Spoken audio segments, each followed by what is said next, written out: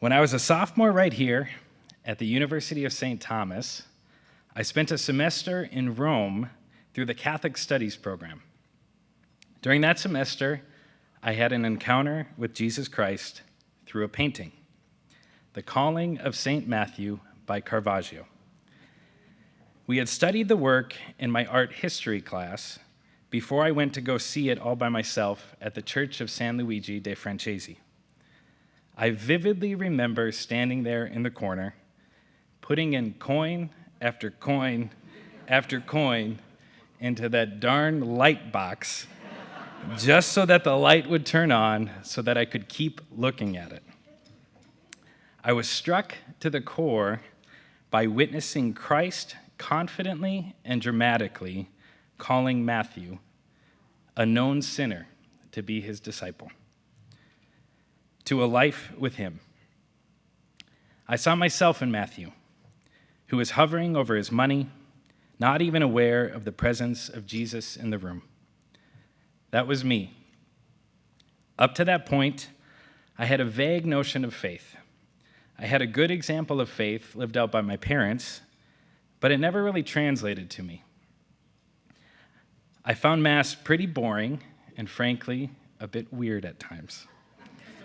So when I came to St. Thomas for college, I was pretty apathetic towards Christianity, and I fell into many of the vices of a typical college student. In fact, I had only signed up for my semester in Rome with some of the friends that I made during my freshman year who happened to share the same vision for our our study abroad semester. Little did I know how much the Lord was going to transform my own life then. After studying philosophy, theology, and art history, all of which were brand new to me, I felt like I was discovering the treasure of our Catholic faith for the very first time as a 20-year-old. I found it both beautiful and compelling.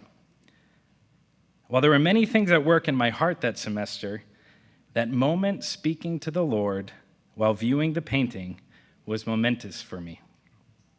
I knew Jesus was calling me to a life with him. And in that moment, just like St. Matthew, I was convicted of my own sin and the direction of my life. And just imagining a life following Jesus filled my heart with joy and hope. I remember coming back from Rome with the conviction that life with Christ was everything, and that if this Christian faith was indeed true, then everything else in my life was subservient to this truth.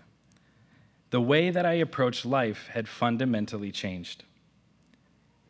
And while I was still clearly a work in progress, I came back from Rome and continued to thirst and understand, to embrace this new identity.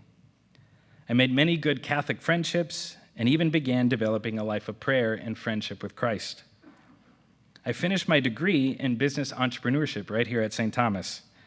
And while I had a job all lined up before graduation, I was thrown a curveball by a friend who invited me to apply to be a Catholic missionary with an organization called Focus, the Fellowship of Catholic University Students.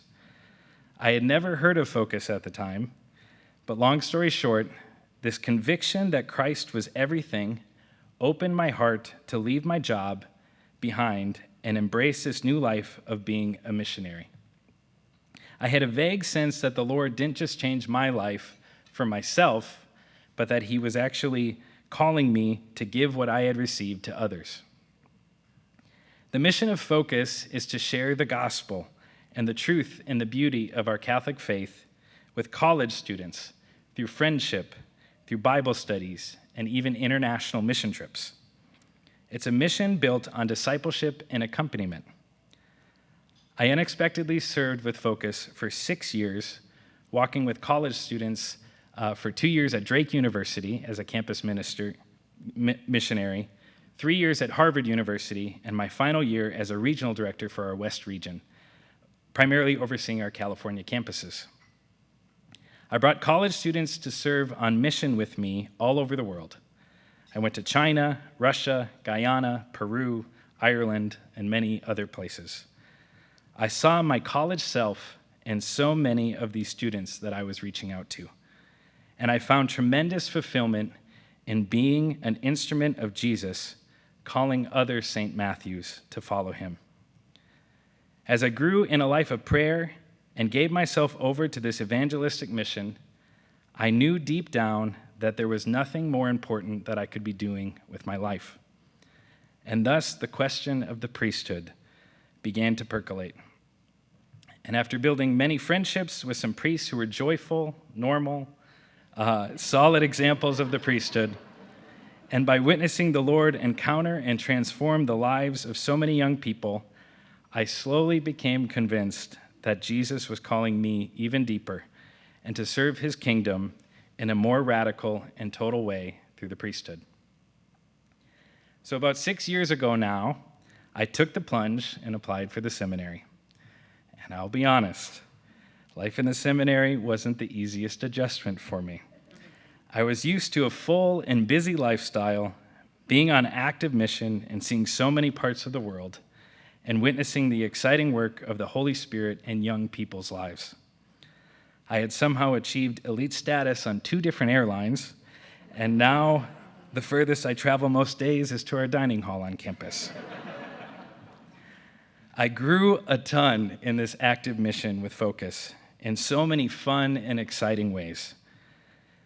But as the years in seminary have continued to pass by, I have discovered the invitation from the Lord to grow in other significantly more important ways that would only be available to me here in a much slower, reflective, deliberate environment for formation.